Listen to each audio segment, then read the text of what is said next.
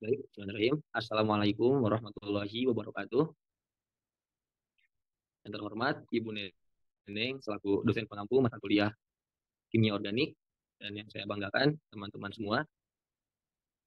Perkenalkan kami dari kelompok 4. Di sini kami akan menjelaskan materi tentang protein, di mana ada beberapa anggota dari kelompok 4 ini. Yang pertama ada saya sendiri, yang kedua ada Rena, ada Satika, ada dan yang terakhir ada Rifa. Untuk outline yang akan kita jelaskan, yaitu yang pertama ada definisi dan susunan kimia protein, yang kedua ada asam amino dan strukturnya, yang ketiga ada polimerisasi asam amino, yang keempat ada ciri-ciri protein, yang kelima ada klasifikasi protein, yang keenam ada struktur protein, yang ketujuh asam amino esensial, dan yang terakhir ada asam amino non esensial. Langsung saja untuk materi pertama yaitu definisi dan susunan kimia protein yang akan dijelaskan oleh saya sendiri.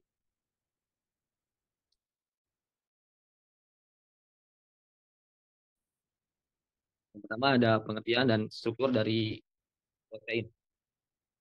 Protein ini adalah zat makanan berupa asam amino yang berfungsi sebagai pembangun dan pengatur bagi tubuh. Adapun protein ini termasuk dalam kelompok senyawa yang terpenting dalam organisme, baik itu dalam hewan ataupun dalam eh, manusia gitu ya. Sesuai dengan peran ini, kata protein ini berasal dari kata Yunani atau protelot, proteis, yang artinya pertama. Adapun protein ini adalah polamida dan hidrolisis protein menghasilkan asam amino. Bisa dilihat ya teman-teman semua. Mungkin ini salah satu contoh dari struktur dari protein. Boleh di next.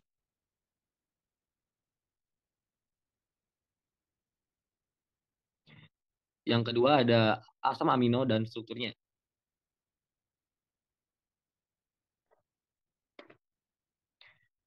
Asam amino ini adalah senyawa organik yang memiliki gugus fungsi karboksil dan amina, rantai samping yang spesifik untuk setiap jenis asam amino. Bisa kita lihat ya bagaimana dari struktur dari asam amino ini, yaitu di mana ada atom C yang mengikat dari gugus karbonil, karboksil, dan juga atom C ini mengikat gugus amino dan mengikat H serta variasi R.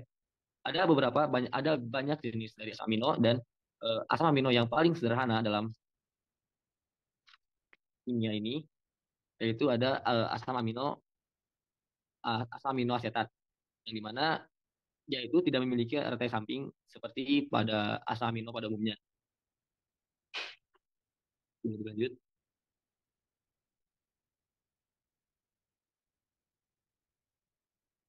Selanjutnya ada polimerisasi asam amino yang akan dijelaskan oleh Rena.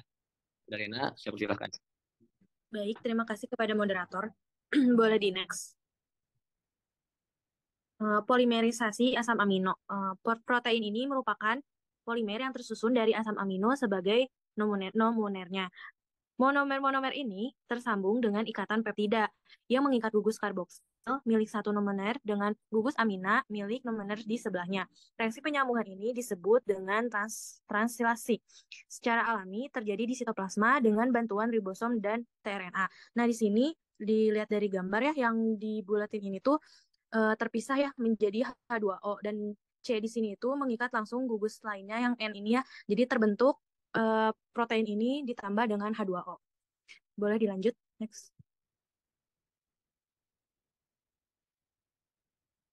Selanjutnya ada ciri-ciri protein. Untuk yang pertama yaitu UMB-nya besar, ribuan sampai jutaan sehingga merupakan suatu makromolekul. Nah, di sini tuh mengapa UMB-nya besar? Karena protein ini memiliki rantai yang sangat panjang dikarenakan adanya penyambungan dari rantai-rantai yang terbentuk gitu, menyebabkan rantai ini menjadi panjang, maka disebut sebagai suatu makromolekul. Lalu yang kedua, ada umumnya terdiri dari 20 asam amino yang berikatan secara kovalen satu dengan yang lainnya dalam variasi yang bermacam-macam, membentuk suatu rantai polipeptida. Nah, 20 macam asam amino ini terjadi karena rantai protein yang sangat panjang, dan itu tuh mengikatnya bisa bisa berbeda-beda dengan reaksi yang berbeda-beda juga, jadi menghasilkan protein yang bermacam-macam juga. Lalu ada strukturnya yang tidak stabil terhadap beberapa faktor. Untuk ini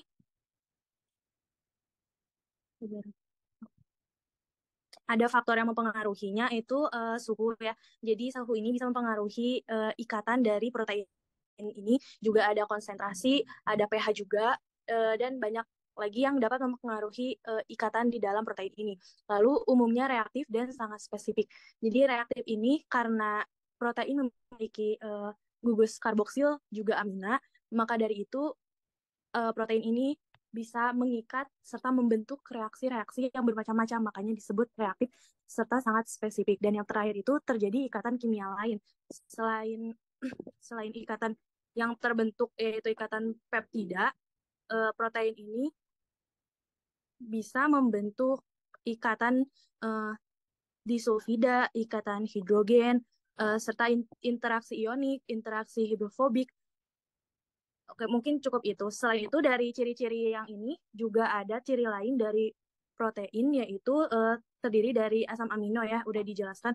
Terus juga protein ini tuh memiliki struktur tiga dimensi, di mana tiga dimensi ini yang sangat penting untuk fungsi dari protein ini. Mungkin cukup sekian, dikembalikan lagi kepada moderator. Baik, terima kasih kepada Rena. Selanjutnya, materi tentang klasifikasi protein yang akan dijelaskan oleh Ripa. Kepada Ripa, saya persilahkan. Baik, terima kasih kepada moderator. Di sini saya akan menjelaskan mengenai tentang klasifikasi protein. Nah, sebelum ke materi, kita harus tahu dulu secara umum bahwa protein itu ada 3 secara umum berdasarkan, yang pertama ada berdasarkan bentuk, berdasarkan komponen penyusun, dan berdasarkan fungsi biologis. Di sini saya akan menjelaskan 2 aja. Pertama, ini klasifikasi protein berdasarkan bentuk ya. Nah, dari protein berdasarkan bentuk ini dibagi menjadi 2 lagi. Yang pertama ada protein globular dan protein fibrosa. Yang pertama itu kan protein globular. Yang mana protein globular ini adalah protein yang bentuknya hampir bulat atau spiral. Ketika kita melihat gambarnya, boleh di next gambarnya.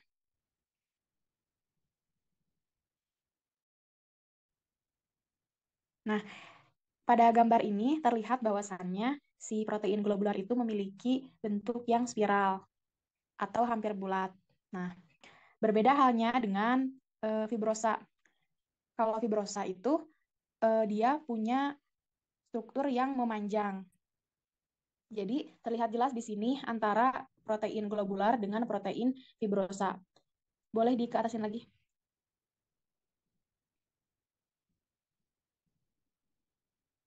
Selain itu juga terdapat beberapa contoh yang termasuk ke dalam protein globular. Ada albumin, globumin, dan beberapa protein proteohormon atau proteoenzim lainnya. Nah, kenapa ini disebut sebagai protein yang bentuknya spiral? Karena dia memiliki rantai peptida yang melingkar atau spiral. Dan yang kedua, protein fibrosa.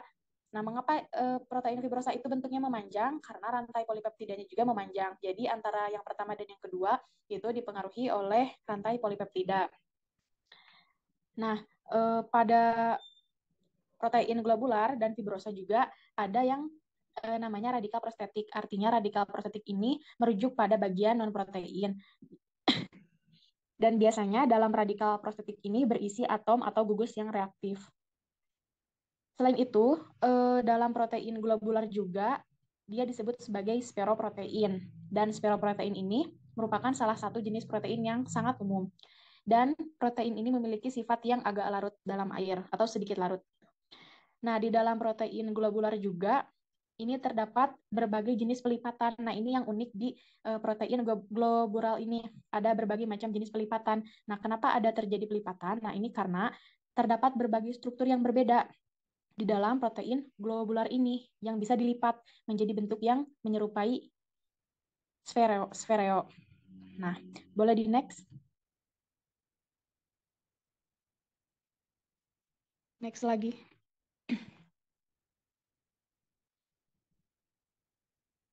Nah, selanjutnya ada fungsi protein globular. Ada 5 ya fungsi dari protein globular. Yang pertama, dia memiliki enzim. Nah, protein globular ini berfungsi untuk mengkatalis reaksi kimia dalam tubuh. Protein ini membantu mempercepat reaksi biokimia seperti sistem pencernaan makanan dalam tubuh, sintesis DNA, dan produksi energi. Yang kedua, fungsi yang kedua adalah transportasi. Nah, maksudnya adalah beberapa protein globular ini berfungsi sebagai pengangkut molekul dan ion dalam tubuh. Contohnya, hemoglobin mengikat oksigen di dalam sel darah merah dan membawanya ke jaringan tubuh yang membutuhkan oksigen. Contoh lain juga pada albumin. Albumin adalah protein globular lain yang membantu dalam pengangkutan berbagai zat dan termasuk hormon dan lemak melalui aliran darah. Untuk yang ketiga, pertahanan atau kekebalan. Nah, protein globular ini juga terlibat dalam sistem kekebalan tubuh ataupun antibodi yang merupakan jenis protein globular, berfungsi untuk mengenali dan melawan patogen seperti bakteri dan virus dengan mengikat pada bagian bakteri atau virus tersebut dan mengaktifkan respon kekebalan tubuh. Untuk yang keempat, struktural. Nah, maksudnya adalah protein ini juga berperan dalam memberikan struktur dan dukungan bagi sel dan jaringan. Misalnya, contoh dalam kolagen. Kolagen itu adalah protein globular yang menyusun jaringan ikat, memberikan kekuatan dan kepadatan pada kulit, tulang, dan organ tubuh lainnya. Yang kelima, regulasi. Protein globular ini juga sebagai molekul pengatur dalam proses biologis. Contohnya pada hormon insulin, yang mana ini mengatur metabolisme glukosa yang ada di dalam tubuh. Nah, sementara faktor transkripsi mengontrol ekspresi gen dengan mengikat pada DNA juga ini termasuk salah satu contoh regulasi pada protein globular. Boleh di next.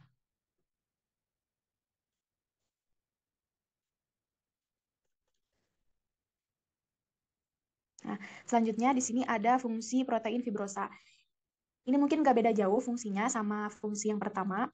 Untuk fungsi protein fibrosa ini, yang pertama kekuatan dan dukungan struktural. Nah, seperti halnya senyawa-senyawa protein yang lain, contoh dari fibrosa itu kan kolagen, keratin, dan elastin. Nah, ini fungsinya itu adalah memberikan kekuatan, kepadatan, dan dukungan struktural pada jaringan tubuh.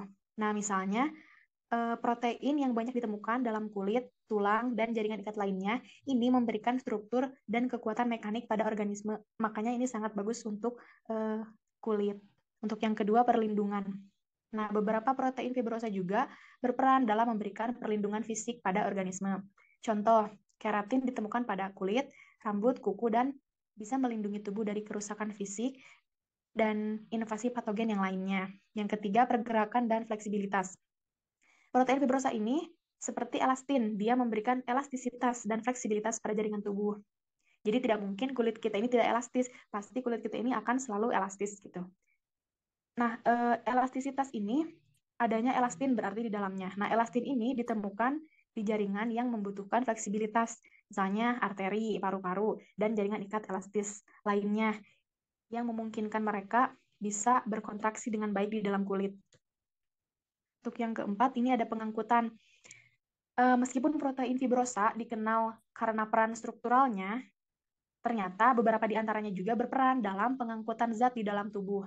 Misalnya, fibrinogen, yang mana fibrinogen ini protein fibrosa yang terlibat dalam proses pembekuan darah. Misalnya ketika terjadi cedera pembuluh darah. Di sanalah fibrinogen itu berperan.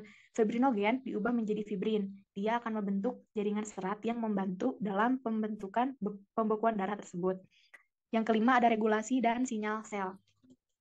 Nah, beberapa protein fibrosa ini dapat juga berfungsi sebagai molekul sinyal dan berpartisipasi dalam proses regulasi seluler. Contoh misalnya protein fibrosa yang terkait dengan sitoskeleton, seperti misalnya filamen aktin dan filamen mikrotubulus. Nah, itu kan adalah dua hal yang berbeda, tapi dalam satuan yang sama, yaitu di sitoskeleton. Dan dia juga memiliki peran penting dalam pergerakan sel, pembelahan sel, dan transportasi intraseluler. Boleh di next.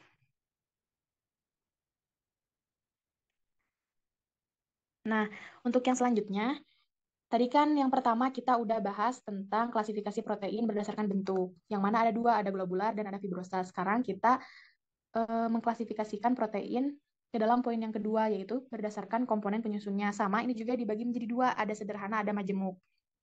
Untuk yang pertama, protein sederhana ini tersusun atas asam-asam alfa amino saja. Dan karena itu, pada hidrolisisnya juga hanya diperoleh asam-asam amino penyusunnya saja. Contohnya albumin dan globulin. Untuk yang kedua, ada protein majemuk.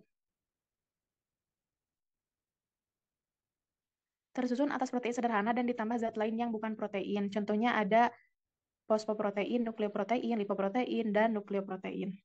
Mungkin cukup sekian yang dapat saya sampaikan. Saya kembalikan kepada moderator.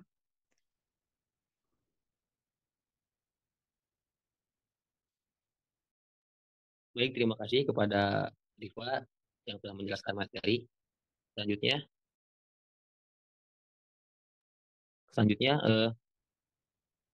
klasifikasi protein berdasarkan fungsi biologisnya yang akan dijelaskan oleh Siti Rahma. Kepada Siti Rahma, saya persilahkan. Baik, terima kasih kepada moderator. Materi selanjutnya yaitu klasifikasi protein berdasarkan fungsi biologisnya. Di sini ada 7 macam klasifikasi. Yang pertama itu ada protein pengatur, yaitu protein yang berfungsi mengatur aktivitas fisiologi atau seluler. Nah, contoh dari protein pengatur ini ada insulin. Lalu kemudian ada protein transport. Nah, protein transport ini yaitu protein yang berfungsi sebagai pengikat ataupun pengangkut zat esensial ke seluruh tubuh. Nah, contoh dari protein transport ini yaitu adalah hemoglobin yang mana mengangkut O2 ke seluruh tubuh melalui darah. Lalu ada yang ketiga yaitu protein pertahanan atau antibodi. Nah, untuk protein ini berfungsi untuk melindungi organisme dari benda asing ataupun penyakit. Contohnya itu ada fibrinogen dan trombin yang mana fungsinya itu sebagai penggumpal darah. Lalu ada protein yang keempat yaitu protein nutrien dan penyimpan yang mana berfungsi sebagai gudang makanan. Adapun contoh dari protein ini yaitu kasein yang terdapat pada susu. Kemudian, klasifikasi protein selanjutnya yang kelima yaitu ada enzim.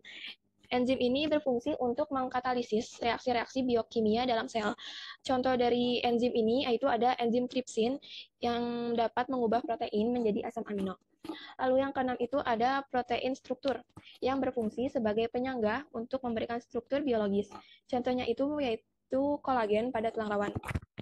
Lalu yang terakhir ada protein kontraktil yang berfungsi untuk memberikan kemampuan suatu sel atau organisme untuk bergerak atau merubah bentuknya.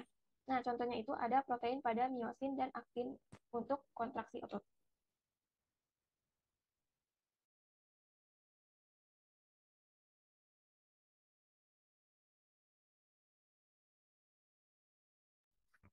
Lalu selanjutnya itu ada struktur protein. Nah, struktur protein ini terbagi menjadi 4. Yang pertama itu ada protein primer. Yang mana struktur protein primer ini merupakan linier atau susunan-susunan asam amino yang berikatan kovalen yang melalui ikatan peptida atau ikatan amida. Nah, yang sudah dijelaskannya pada slide sebelumnya mengenai struktur asam amino, di sini itu terdapat gugus amino dan gugus karboksil. Nah, pada protein ini, ikatan peptida itu merupakan ikatan kovalen yang terjadi antara gugus amino, suatu asam amino, dengan gugus karboksil dari asam amino yang lain. Nah, protein ini tersusun atas 20-50 asam amino standar. Selanjutnya itu ada protein sekunder. Nah, protein sekunder ini terbagi menjadi 2, yaitu ada bentuk alpha helix atau spiral dan lembaran beta. Nah, kedua struktur ini terbentuk karena adanya jembatan hidrogen antara atom H pada NH dan dari satu amida dengan atom O gugus karbonil dari amida yang lain. Nah, untuk yang alpha helix ini terbentuknya di sini ya, hidrogen bonds atau ikatan hidrogennya. Sehingga ini membentuk spiral.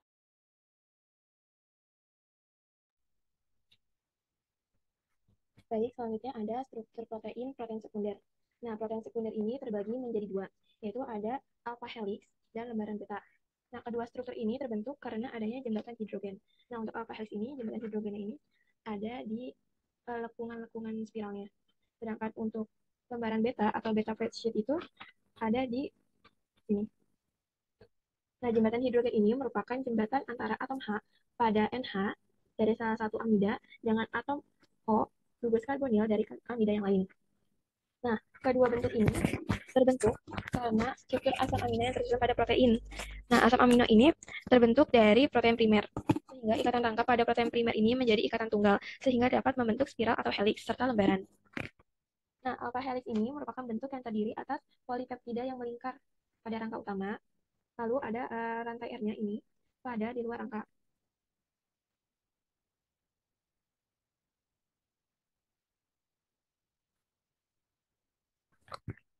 Selanjutnya itu ada protein tersier.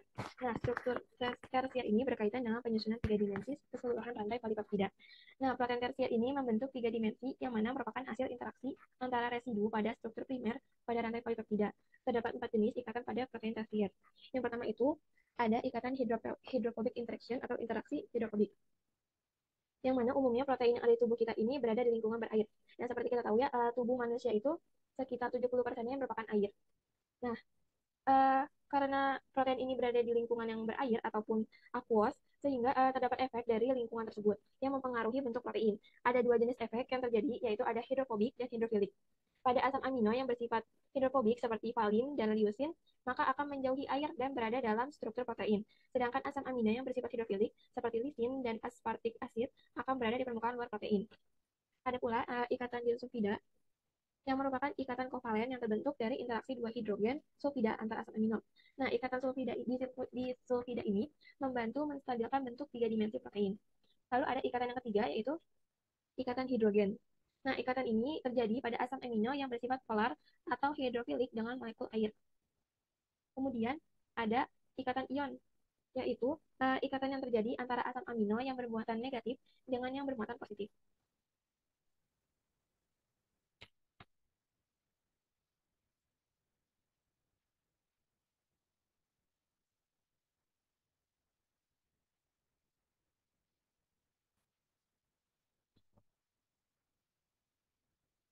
Selanjutnya itu ada protein quaternar. Protein quaternar ini merupakan agregat dari 2 atau lebih rantai polipeptida. Nah, pada protein quaternar ini terdiri dari beberapa agregat. Agregat itu merupakan butiran atau granula dari protein tersier. Nah, setiap protein tersier ini disebut juga dengan subunit. Nah, tiap polipeptida ini bereaksi umumnya dengan reaksi non-kovalen. Nah, salah satu contoh dari protein quaternar itu merupakan hemoglobin. Di sini merupakan ada struktur hemoglobin yang terdiri dari heme, yaitu gugus protestik. Heme itu yang ini nih, yang seperti di tengah-tengahnya. Suatu molekul organik non-protein yang terdiri dari suatu sistem cincin porfirin. Porfirin itu merupakan cincin yang terbentuk dari karbon-karbon.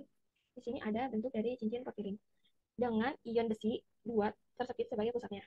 Nah, ini ion besi yang menjadi pusat dari cincin porfirin tersebut. Nah, tiap heme ini terikat oleh globin dengan ikatan antar nitrogen asam amino. Nah, ini kan ada kayak 4 gumpalan-gumpalan atau granula. Nah, ini merupakan globin dalam hemoglobin. Nah, hemoglobin ini tersusun dari 4 globin. Nah, protein dalam hemoglobin itu merupakan globin-globin ini. Mungkin cukup sekian materi yang saya sampaikan. Saya kembalikan lagi pada moderator.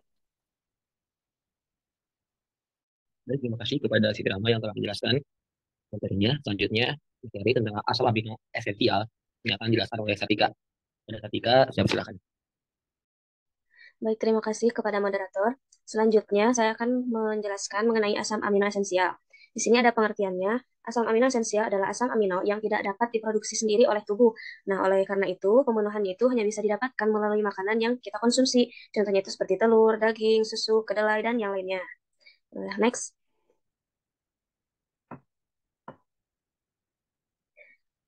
Di sini ada juga jenis-jenis dan struktur asam amino esensial. Yang pertama itu ada isolusin. Isolusin itu diperlukan dalam produksi hemoglobin karena merupakan komponen utama dari sel darah merah dan penting dalam pembekuan darah akibat cedera. Contoh asam amino ini mampu meningkatkan daya tahan dan meningkatkan perbaikan jaringan otot, kecerdasan, mempertahankan keseimbangan di organ tubuh, dan juga untuk pembentukan asam amino non esensial lainnya. Jenis yang ini bersumber dari ikan, daging, telur, kacang polong, kedelai, kacang-kacangan, dan biji-bijian. Selanjutnya ada leucin, yaitu merupakan jenis asam amino yang mendukung penyembuhan dan meningkatkan produksi hormon pertumbuhan serta membantu membakar lemak visceral. Juga bekerja dalam kombinasi dengan isoleucin dan valin untuk memperbaiki otot, mengatur gula darah, dan meningkatkan energi. Sumbernya itu dari gandum utuh, beras merah, kacang-kacangan, daging, kacang, dan juga kedelai. Yang ketiga ada lisin, dikenal dengan sifat antivirusnya. Lisin ini merupakan komponen penting dalam produksi antibodi untuk sistem kekebalan tubuh yang sehat dan pusat produksi hormon pertumbuhan.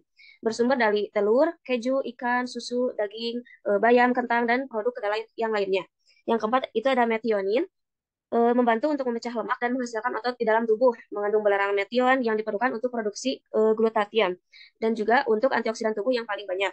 Ini tuh bersumber dari kacang, telur, ikan, daging, dan juga bawang putih. Selanjutnya ada pelilalanin, yang merupakan komponen penting untuk sistem saraf yang sehat, juga membantu untuk memerangi depresi. Selain itu, dapat membantu dalam pengobatan vitiligo, sebuah kondisi yang menyebabkan berak putih atau depigmentasi pada kulit. bersumber dari daging sapi, unggas, ikan, susu, yogurt, telur, produk kedelai, kacang-kacangan, dan juga biji-bijian.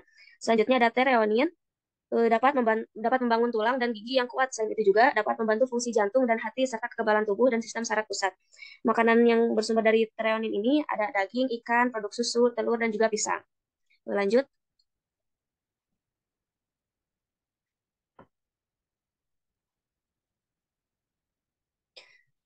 Jenis asam amino yang selanjutnya itu ada triptopan, unsur penting dalam produksi neurotransmitter serotonin. Jenis ini membantu untuk meringankan migrain dan depresi, juga meningkatkan penggunaan dari vitamin B kompleks, kesehatan syaraf, dan juga menstabilkan emosi. Makanan yang terdapat di dalamnya itu ada biji rami, salami, lentil, kalkun, telur, bayam, dan juga biji-bijian. Selanjutnya ada valin, penting untuk perkembangan otot. Valin ini bekerja untuk membantu menyediakan glukosa ke otot-otot dengan meningkatkan energi untuk aktivitas fisik yang intensif. Makanan yang mengandung valin itu ada daging, produk susu, jamur, selada, seledri, kacang, dan juga kedelai. Selanjutnya ada histidin. Asam amino histidin ini diperlukan pada saat pertumbuhan untuk memperbaiki jaringan tubuh dan mengubah kelebihan glukosa menjadi glikogen yang diproses di dalam hati. Contoh makanannya itu ada daging, ikan tuna, susu, telur, dan juga tahu. Lanjut. Setelah asam amino esensial, ada pula asam amino non-esensial. Pengertian dari asam amino non-esensial ini adalah asam amino yang dapat diproduksi sendiri oleh tubuh. Artinya, kebutuhannya itu akan senantiasa tercukupi melalui proses metabolisme di dalam tubuh. Lanjut, ada 10 jenis asam amino non-esensial. Yang pertama itu ada alanin, yang merupakan salah satu asam amino yang bukan esensial, yang bentuk umum di alamnya itu adalah L-alanin, yang meskipun terdapat pula dalam bentuk D-alanin pada dinding sel bakteri dan sejumlah antibiotika. L-alanin ini merupakan asam amino yang paling banyak dipakai dalam protein setelah leusin. Sumber-sumber dari susu, telur, ikan, kacang-kacangan, dan juga daging. Yang kedua ada arginin, yang merupakan memiliki kecenderungan basa yang cukup tinggi akibat absensi dua gugus amina pada gugus residunya. Asam amino ini tergolong setengah esensial bagi manusia dan mamalia lainnya, tergantung pada tingkat perkembangan atau kondisi kesehatan. Terdapat pada daging merah, daging ayam, dan juga daging ikan. Yang keempat itu ada aspartic acid, yang merupakan asam amino karena terbentuk melalui aminasi asparat pada satu glucidoksilnya. Sumbernya itu ada alpukat, biji kecambah, tiram, daging, dan juga sosis. Yang selanjutnya ada sistein, yang merupakan asam amino bukan esensial bagi manusia yang memiliki atom S. Karena memiliki atom S, menjadi sumber utama dalam sintetis senyawa-senyawa biologis yang mengandung belerang. Contohnya itu terdapat dalam brokoli, bawang putih, bawang bombay, dan juga cabai. Selanjutnya ada glutamic acid, yang termasuk asam amino yang bermuatan polar yang bersama-sama dengan asam asparat.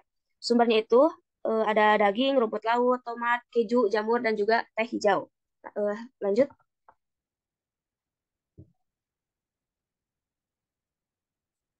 Yang ketujuh ada glutamin, yang merupakan rantai sampingnya itu amida, yang dibuat dengan mengganti rantai samping hidroksil alam dengan gus fungsional amina. Sumbernya itu ada di gandum dan juga kacang kedelai. Yang kedelapan ada glisin atau asam aminoetanoat, yang merupakan asam amino alami paling sederhana. Contohnya itu ada pada tuna, bayam, rumput laut, daging kornet, dan juga putih telur yang kering.